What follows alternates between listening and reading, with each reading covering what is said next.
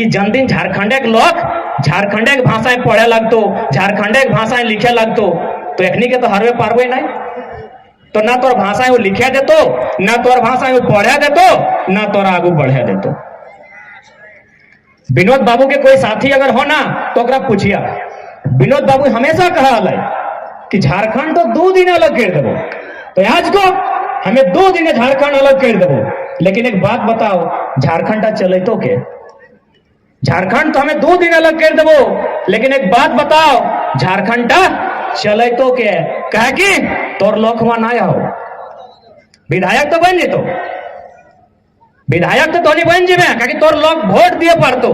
लेकिन कई गो तोनी पढ़ल लिखल हैं, कई गो तोर जज हो, कई गो तोर वकील हो, कई गो तोर कलेक्टर हो, चले तो के झारखंड? आज भी ऑटे है, आज भी ऑटे चल रहा है, चले तो के झारखंड? विनोद बाबू रांची दिखे जाना है ना? ऐसा तो नहीं ना कि विनोद बाबू धनबाद बोकारो में रह गए, गोटे झारखंड जाना है। तो विनोद बाबू एगो लाइन कहा ला, पढ़ो और लड़ो। सुनो लबा, पढ़ो और लड़ो कहा ला।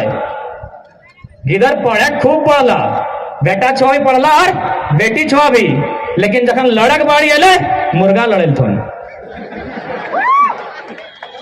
सच्चाई लगा, बहुत नुकसान भला इगला में, आज बहुत नुकसान हमने भला है। कारण हटे कि हमने कभी पढ़े में ध्यान ना दिली, हमने लड़ले तो गलत जगह में लड़ले।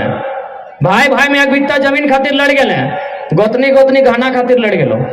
तो विनोद बाबू ये लड़ाई नहीं कहल, विनोद बाबू कहल जखन माटी रोटी बेटी, जखन भाषा संस्कृति, जखन अस्मिता पे संकट है तो तखन लड़ना। आज खातिर कहल विनोद बाबू कि तोरा आज लड़ना है।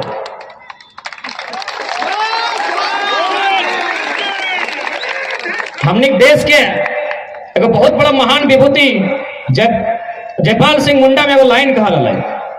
जयपाल सिंह मुंडा के जाना है ना? एकमात्र, ऐसे तो बहुत सारा हल्ती आदिवासी संसद में, लेकिन एकमात्र आवाज अल जो पूरा संसद के हिलाई के रखा ला। एक लाइन कहा ला, अध्यक्ष महोदय आप जिसे विकास कहते हैं वो आदिवासियों के लिए कब्र साबित होगा। आज भी कब्र साबित हुआ। कैसे? आपने विकास कहा डैम को, आपने विकास कहा कोलियरी को, लेकिन विस्थापन कौन हुआ? आदिवासी मूलवासी।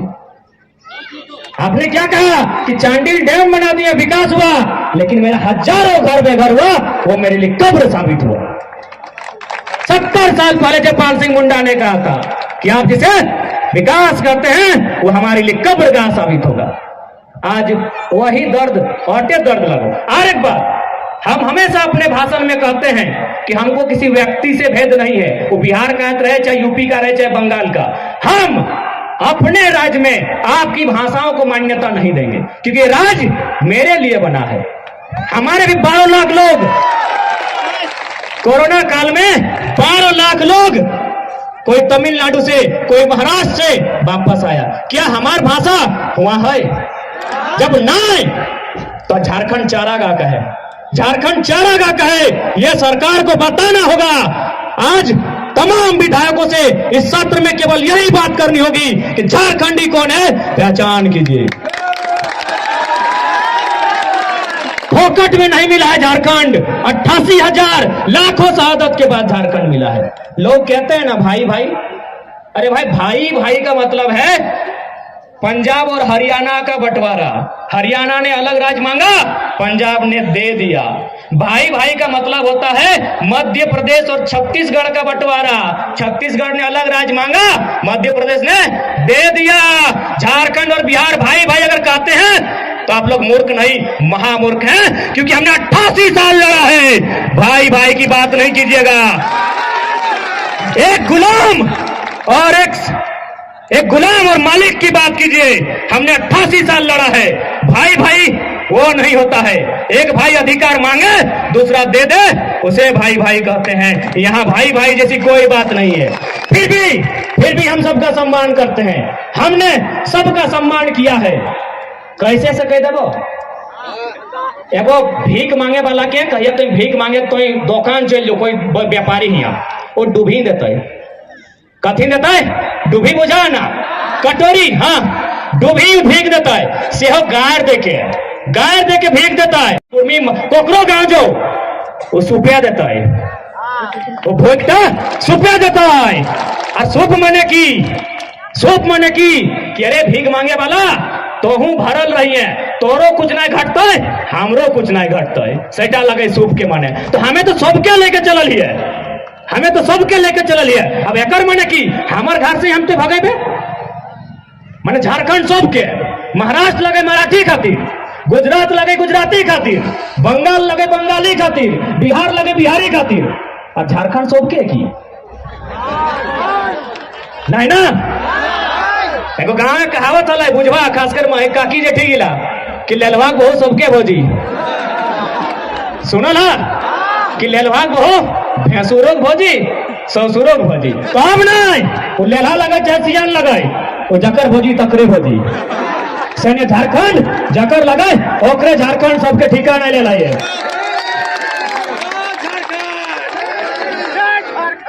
लोग बहुत सारे लोग कहते हैं, लोग संविधान की बात करते हैं, अनुच्छेद 19(6) का हवाला देते हैं कि अनुच्छेद 19(6) में लिखा है कोई कहीं भी जाके रह सकता है, व्यापार कर सकता है, कमा सकता है, खा सकता है। लोग कहते हैं, थोड़ा दो चार गो पढ़ा लिखा लोग बोलता है कि तुम लोग झारखंड बिहार यूपी बंगाल में काहे भेद कर रहा है, कोई कहीं भी रह सकता है। तो उन लोगों को सीधा संदेश देंगे, आप थोड़ा सा पन्ना संविधान का और पलटिए, 19 में कहा अटके हैं, उसमें 395 तक है। तो आप 371 में जाइए, आप संविधान का अनुच्छेद 371A में जाइए, वहां स्पष्ट लिखा है नागालैंड नागाओं का होगा, किसी के बाप का नहीं होगा। 371A में स्पष्ट है कि नागालैंड में कोई बाहरी व्यक्ति जमीन नहीं ले सकता है।